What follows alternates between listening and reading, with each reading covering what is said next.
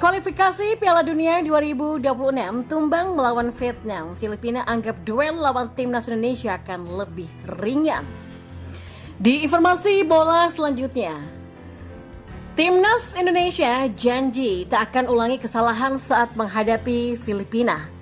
Dan di informasi yang terakhir, beginilah komentar pedas Malaysia soal gol bunuh diri Jordi Amat. Simak selengkapnya di sini bersama saya untuk Anda.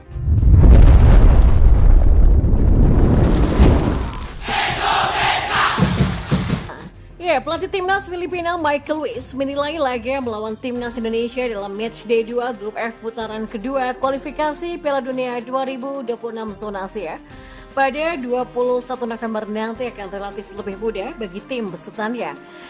Timnas Filipina mengawali kiprah di putaran kedua kualifikasi Piala Dunia 2026 zona Asia dengan kekalahan 0-2 dari Vietnam pada laga grup F di Stadion Rizal Memorial Manila pada Kamis kemarin. Wies mengakui duel melawan Vietnam tidak mudah karena lawan mereka yang sejatinya sesama tim ASEAN berada di level yang berbeda. Wies pun menginginkan anak-anak asuhannya bangkit saat kembali main kandang dalam menghadapi timnas Indonesia pada awal pekan depan. Menurut Wies, Filipina dalam posisi diuntungkan karena timnas Indonesia melakoni laga tandang ke Irak terlebih dahulu. Situasi ini pun membuat para pemain timnas Indonesia dinilai mengalami kelelahan, apalagi pertandingan melawan Irak juga tak mudah bagi skuad Garuda. Di laga itu, tim asuhan Sinteyong menelan kekalahan telak 1-5 di Stadion Basrah Internasional Irak pada Kamis malam kemarin. Wies menilai kelelahan yang menghinggapi timnas Indonesia akan membuat skuad Garuda mengalami kesulitan saat bermain di lapangan artifisial Stadion Rizal Memorial yang cenderung membuat laju bola lebih cepat. Saya sangat puas dengan performa yang diperlihatkan pemain meski kalah 0-2 melawan Vietnam. Kami bisa meninggalkan lapangan dengan kepala tegak. Saya hanya mesali para pemain tidak bisa menjaga konsistensi dalam melakukan tekanan. Pertandingan Filipina berikutnya melawan Indonesia mungkin akan lebih sedikit resikonya karena Indonesia melakukan perjalanan dari Irak dan ini membuat mereka akan kelelahan. Mungkin ini laga kandang yang lebih mudah bagi kami. Dan selain itu mereka juga akan merasakan kesulitan bermain di lapangan artifisial sedangkan kami sudah terbiasa, kata Wies. Pemain timnas Indonesia Sheini Patinama menilai kekalahan dari timnas Irak menjadi pembelajaran untuk tim Garuda agar tampil lebih baik lagi daripada pertandingan berikutnya. Namun yang terpenting adalah ini merupakan momen pembelajaran yang baik untuk kami. Karena kami melawan salah satu tim hebat dan kami dapat belajar dari pengalaman ini sehingga kami dapat bermain lebih baik di laga berikutnya untuk mendapatkan hasil yang baik, kata Sheini Patinama.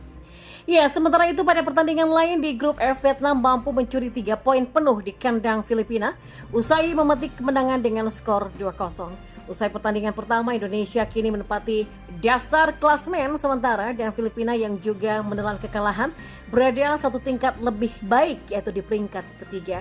Sementara Irak menghuni puncak klasmen dengan keunggulan margin gol atas Vietnam. Jordi Amat mencetak gol bunuh diri ketika timnas Indonesia menelan kekalahan telak melawan Irak. Kesalahan Jordi Amat itu dapat sorotan dari media asal Malaysia dan disebut sebagai aksi yang sempurna. Lini belakang Indonesia sangat rapuh pada laga tersebut. Skuad Garuda kebobolan dari 4 shot on target yang dilepas oleh kubu Irak. 1 gol lainnya hadir dari bunuh diri Jordi Amat.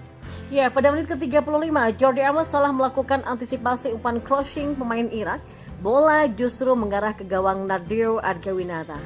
Media asal Malaysia Makan Bola membuat ulasan khusus tentang gol bunuh diri Jordi Amat. Hal ini bisa dimengerti karena Jordi Amat adalah bagian dari sepak bola Malaysia. Dia bermain untuk Johor Darul Takzim. Upaya Jordi untuk menghalau bola jelas merugikannya ketika ia melakukan sundulan sempurna yang berakhir di gawangnya sendiri. Pasukan Sinteyong kebobolan 3 gol lagi di babak kedua dan itu membuat hasil akhir menjadi 5-1, kata jurnalis Makan Bola Nick Faris. Jordi Amat sendiri bisa dibilang tidak tampil optimal pada duel melawan Irak kemarin. Dapat tugas mengawal lini belakang bersama Elkan Baggett dan Rizky Ridho, mereka cukup mudah ditembus oleh lawan. Sementara itu pelatih timnas Indonesia Sinteyong punya dalih mengapa pasukannya bisa kalah telak.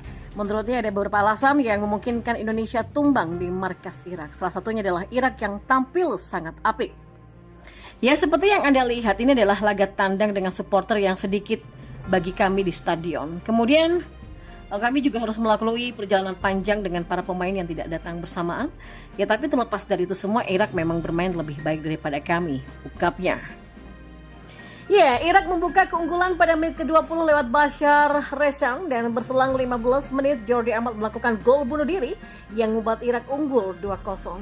Indonesia sempat membuka asa setelah Sheini Patinama mencatatkan namanya di papan skor pada menit ke-45+3. Skor 2-1 untuk Irak menutup babak pertama. Di babak kedua, tim asuhan pelatih Sinteyong itu juga harus menelan pil pahit karena ternyata juga kebobolan 3 gol dalam rentang waktu 27 menit.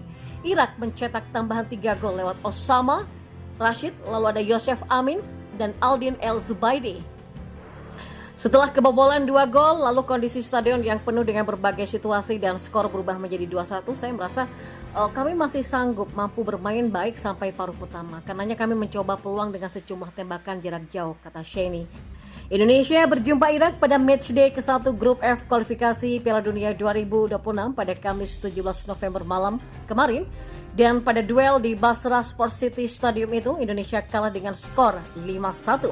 Di tahun depan, timnas Indonesia berpeluang merebut 3 kemenangan saat berstatus sebagai tuan rumah. Yang pertama melawan Vietnam di Stadion Utama Gelora Bung Karno pada Maret 2024 mendatang. Yang kedua, menghadapi Irak di stadion yang sama pada Juni 2024 mendatang. Terakhir, Indonesia bakal menantang Filipina di SUGBK. Kesempatan bermain di depan pendukung tanah air harus dimanfaatkan dengan baik oleh timnas Indonesia. Apalagi sejak dikalahkan Argentina pada laga uji coba pada Juni lalu, tim Merah Putih belum pernah menelan kekalahan. Saat berstatus sebagai tuan rumah di 2 laga terakhir melawan Turkmenistan dan Brunei Darussalam, timnas Indonesia berhasil mencetak 8 gol dan masih belum pernah kebobolan. Rapor ini yang harus dijaga jika ingin lolos ke putaran ketiga Piala Dunia 2026 zona Asia.